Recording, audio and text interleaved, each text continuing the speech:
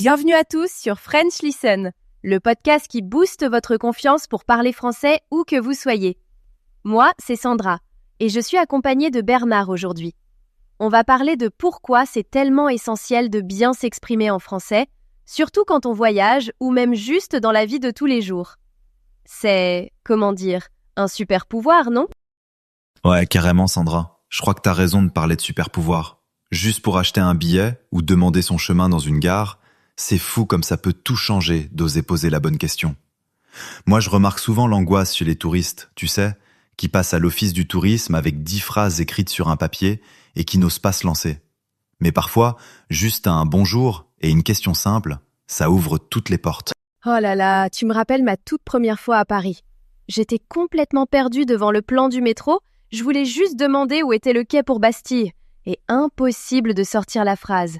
J'ai fini par dire un « Où quai Bastille ? C'est où ?» Et la dame a gentiment compris, mais c'était pas brillant, je me souviens avoir eu honte. Avec le recul, je me dis, si j'avais su comment formuler simplement, ça aurait été bien plus fluide. Mais t'es loin d'être la seule, ça arrive à tout le monde, surtout au début. On va aider nos auditeurs à ne pas paniquer dans ce genre de situation. Justement, avant toute chose, il y a le truc à savoir en France, la politesse. Vraiment, ça change tout.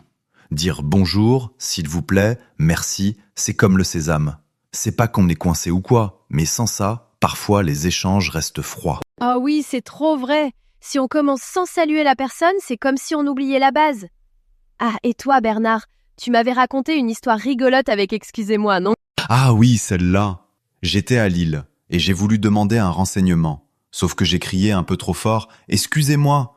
mais avec l'accent qui tue et les bras en l'air. La personne a sursauté. C'était limite comme si j'annonçais une urgence. Depuis, j'ai appris à le dire doucement. Pas besoin de hurler, hein. C'est dans la nuance. C'est clair, et une petite voix posée, ça aide. Les Français aiment ce genre de douceur dans l'approche, même si on est touriste. Entrons dans le vif du sujet. Quand on a besoin d'infos dans un lieu touristique, mieux vaut avoir quelques phrases toutes prêtes. Typiquement, où se trouve ? Pouvez-vous m'aider ? Je cherche la cathédrale. Oui, et en vrai, même si c'est une phrase simple, ça fait toute la différence. Surtout que selon l'endroit, c'est pas dit qu'on va vous répondre en anglais. Je dis ça, je dis rien. Et puis parfois, il y a des variations régionales. Genre à Marseille, il m'est arrivé qu'on me réponde avec un accent et des mots typiques, genre « va tout droit et après à gauche de la boulangerie du coin ». Et là, bon courage si on n'a pas anticipé le vocabulaire ou l'accent. Mais pas de panique, on finit toujours par s'en sortir. Ouais, et plus on ose poser des questions, mieux c'est. Même si la grammaire est pas parfaite, ce qui compte, c'est l'effort.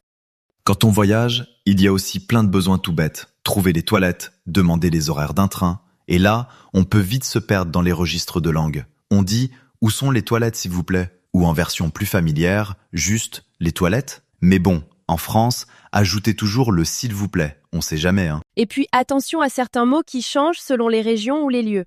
Je pense au fameux guichet. Tu te rappelles, Bernard ? Oh là là, ouais. Un jour à la gare, je demande « Où est le guichet ?» Et le gars me répond « Quel guichet ? Il y en a 10. » Mais j'avais pas précisé pour les billets, du coup c'était flou. Le mot « guichet », c'est magique ou piégeux, tout dépend du contexte.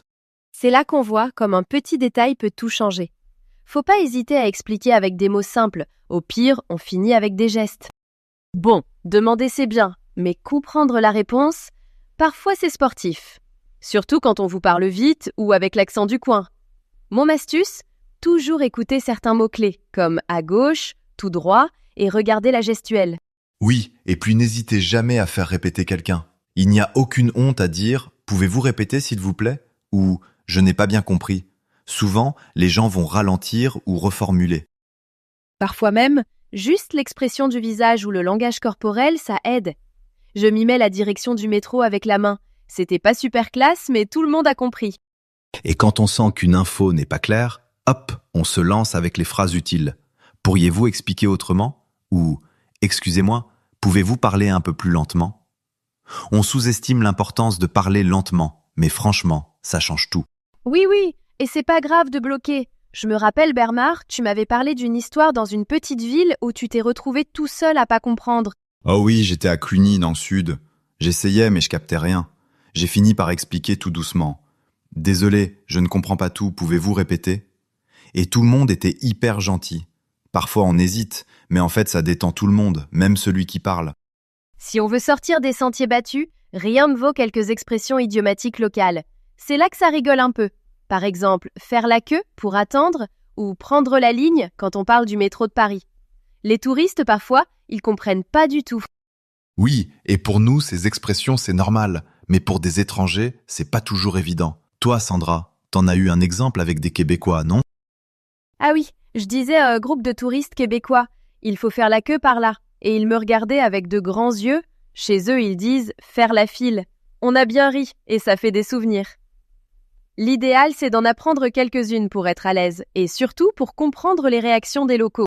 On sous-estime souvent le pouvoir de quelques mots gentils. Juste un « merci pour votre aide », un « c'était merveilleux » à la fin d'un repas, ça met du baume au cœur. C'est fou comme les gens se détendent, sourient.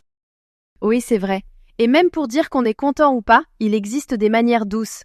Genre, c'était très agréable, mais aussi, j'ai un petit souci, au lieu de râler sec. D'ailleurs, une fois à Strasbourg, j'ai juste dit à une dame de la boulangerie « Merci vraiment, votre pain était délicieux ». Elle a éclaté de rire. Je crois qu'elle n'entendait pas ça tous les jours. Et c'était super sympa. Donc, osez montrer vos émotions.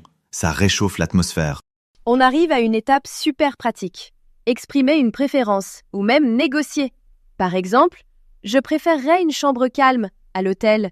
Ou est-ce possible d'avoir une place côté fenêtre, dans un café? C'est pas obligé d'être direct.